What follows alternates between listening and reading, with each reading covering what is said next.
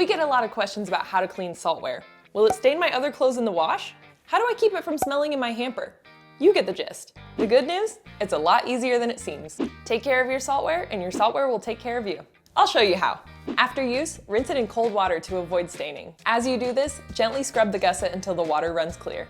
Then squeeze it to remove excess water. But try not to wring it out. You might choose to hand wash your Saalt Wear with a mild detergent. This is great if you don't want to do laundry or if you're switching between a couple of pairs throughout the week. This way, one pair can dry while you're wearing the other. If hand washing isn't your thing, you can set the rinse pair aside to be washed with the rest of your clothes when you're ready to do laundry. On laundry day, pop your Saalt Wear into a mesh delicates bag and set your washing machine to cold. And to protect Saalt Wear's absorbent technology, skip the fabric softener and bleach.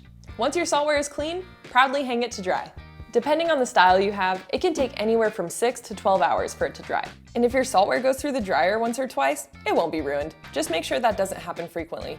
And there you have it. You just earned your credentials in period underwear care. Look at you go.